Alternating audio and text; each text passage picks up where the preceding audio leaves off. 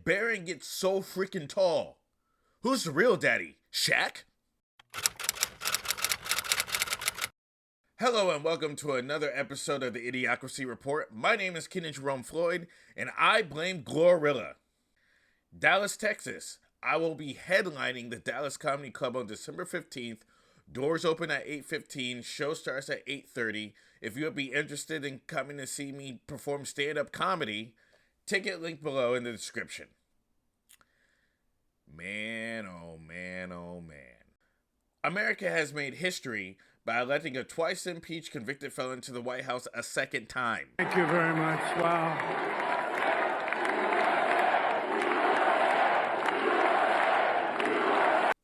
I wonder how long it's going to take for him to pardon P. Diddy.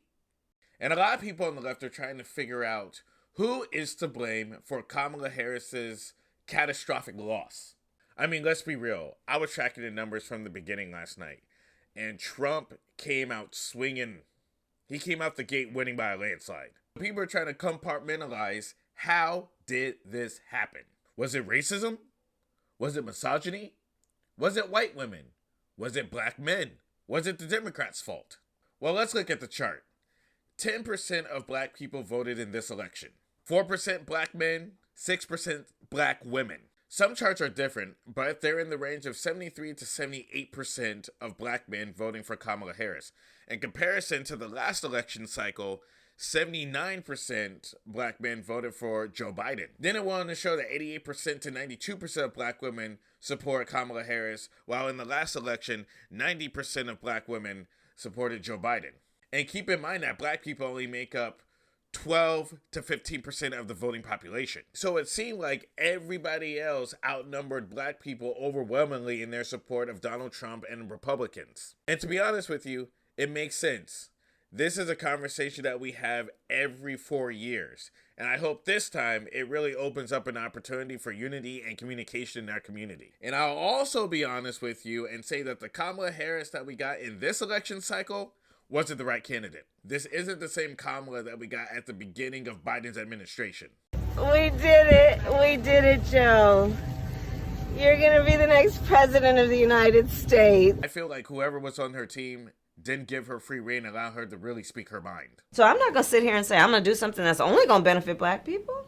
No, because whatever benefits that black family will benefit that community and society as a whole and the country.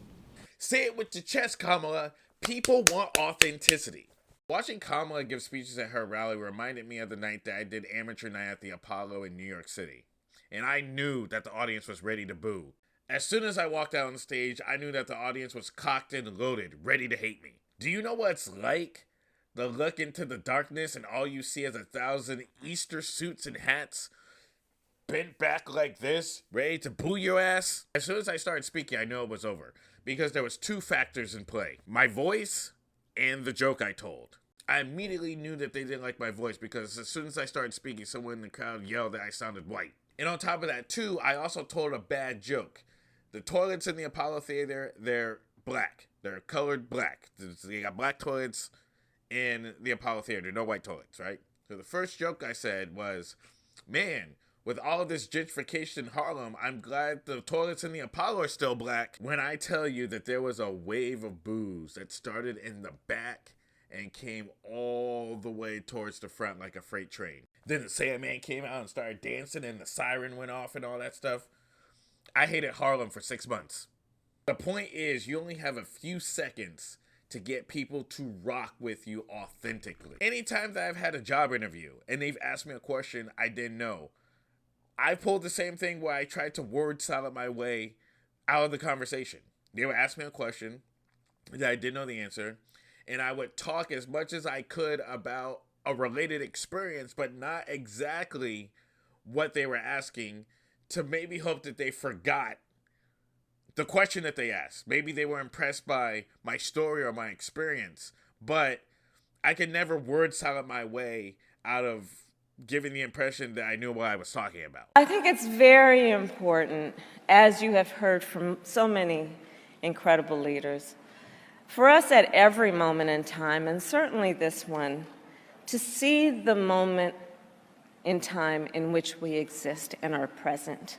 Again, just like in a job interview, because these debates and these rallies are an interview for the most important job in the country, people want to hear straight answers, not somebody that skirts around the issue. In my opinion, Kamala was clearly being coached in the wrong direction, repeating the same thing over and over and over again.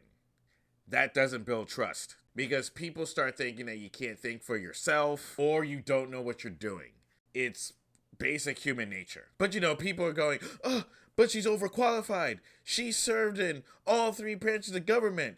She has to work 10 times harder than a mediocre white man. She has experience. And Trump, he's a convicted felon and a rapist. And he's been bankrupt 11,000 times. And he's fat.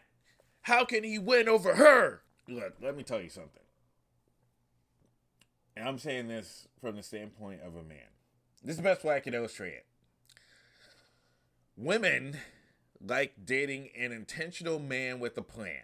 Somebody who you know back and front without any doubt. And to be honest with you, at that point, it's not important whether they're a good or bad person. Women do not, I repeat, do not like dating insecure, uncertain, go with the flow type of guys. The go with the flow dude might have his stuff together, he might be a better man, and he'll probably treat you better. But the other guy, the guy with the plan, he's assertive. He knows exactly what he wants, he expresses it, and you don't have to wonder or read his mind to see where he's coming from. That's what happened in this election. Trump answered the questions that people wanted to know. When both candidates were asked about the border crisis and illegal immigration, Kamala goes, well, we'll figure it out. Well, once I get into office, we'll figure it out. It's a mess down there, and, I know that there's so many people that want us to fix it, but, Trump did something, and he prevented us from doing what we need to do, but, we'll figure it out once I get into office. They asked Trump. Trump said, I'm going to close the border and deport niggas. That's what people want to hear. Then people tried to go, but oh my God, he said that Haitians are eating cats and dogs. Yeah, but he answered the question. He showed that he stood on business. Other question that they asked, what are we going to do about inflation and the economy? Kamala says, I'm going to go down to the food corporations and tell them about themselves. You can't price gouge the American people. Trump says, I want to raise tariffs on China and bring jobs back to America. Here's my friend Elon Musk, and he's going to join the party. And then Elon comes in and he's like, hey, you guys want to see the rocket I just built that can launch and land itself? But what about women's reproductive rights? Kamala says, if they bring the bill, I'll sign it into law. Then Trump goes, hey, that's on you, baby. So while Kamala was busy sending us Grand Rising and WYD text, Trump was sending us whole itineraries saying, hey, we're going to go to the Botanical Gardens, then the Museum of Sex, maybe get some sushi later, then I'm going to take you to a high-rise hotel and blow you back out on the balcony. Get in, dummy. Donald Trump is basically future. Yes, we already know that he has 65 baby mamas and 24 kids, but at least we know he doesn't have a secret family. So what do you think? Why do you think Kamala lost so badly? Are you upset or happy that Trump is back in office? Comment below, and if you haven't already, like, share, and subscribe to this channel. Let's keep the conversation going. In Dallas, Texas, on December 15th, I'm going to be headlining the Dallas Comedy Club. Show starts at 8:30, doors open at 8:15. Ticket link in the description below. Come out and see us. Oh, and by the way, y'all owe Janet Jackson an apology.